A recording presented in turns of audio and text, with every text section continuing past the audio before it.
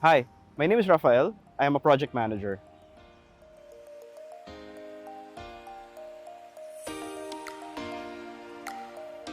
My favorite destinations in the Philippines are mostly La Union and Baler, of course for the surf, and of course there are also off-road trails where I can use this baby.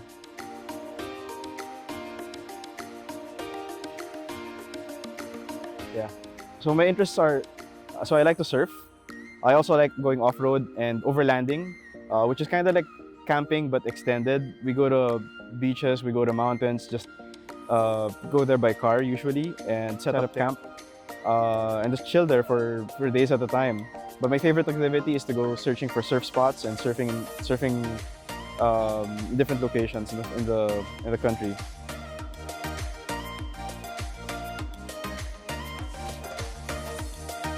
So here in La Union, I've actually lived here in the past for almost 5 years. I actually worked here for a time for a hostel. But when the pandemic started, we moved here 8 or 9 months ago. So I've been here for 8 or 9 months straight, just surfing and working and living a nomadic life.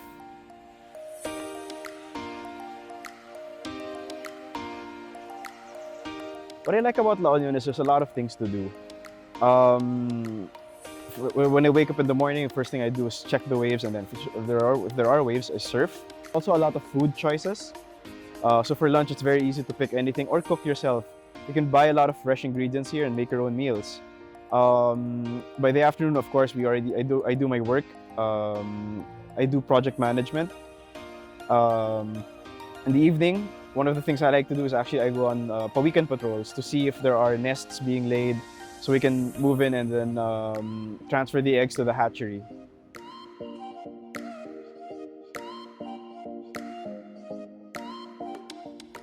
So working remotely here, I normally start the day at 6 in the morning, but it's not work, it's surf that I do all the way until lunchtime because my work is on European time. So I actually log in from 2 to 11 p.m.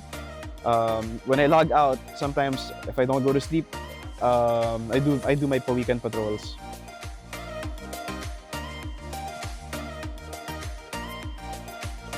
So the cost of living here in La Union is far cheaper than in Manila.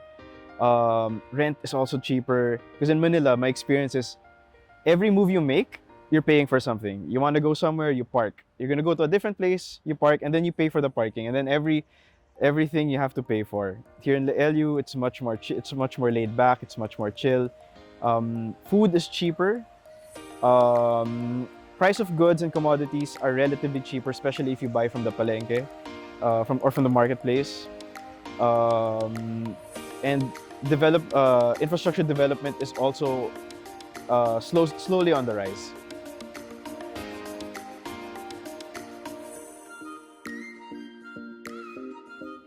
So being a digital nomad is absolutely possible. I'm living that life right now.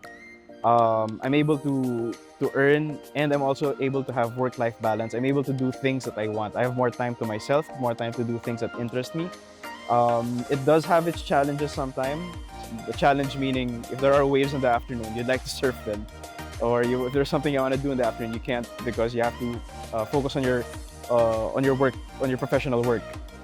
So there are challenges, but it's absolutely doable if you put your mind to it and you're focused to it, and you're disciplined about that.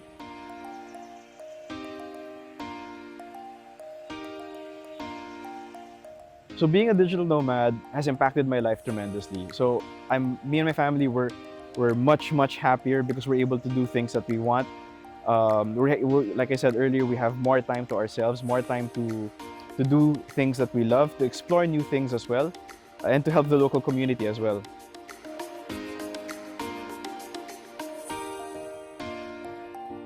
One of the challenges of being a digital nomad is you're kind of always worried about internet because when you're out there, especially here in the province, it's not uh, things can happen. For example, there was a storm a few weeks ago, and our internet, basically everything was disconnected, which presented a challenge. Luckily, I have equipment. I have my own signal repeater, I'll always have internet, but of course, it's not always 100% reliable. So, being a digital nomad, your challenge will always be internet and finding out if there's internet in certain spots, if it's consistent, if it's the speed that you want.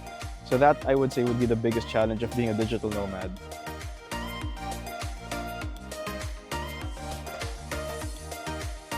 Being a digital nomad is absolutely doable. Let me share with you some tips. Number one is if you want to keep going around or moving around, you have to do the research and know the communities where you're going to penetrate in. Developing relationships in the communities where you want to be in temporarily will help you in the long run. If you plan to bounce around a few places, I'm sure you're bound to make friends, and you really have to work to make those connections last.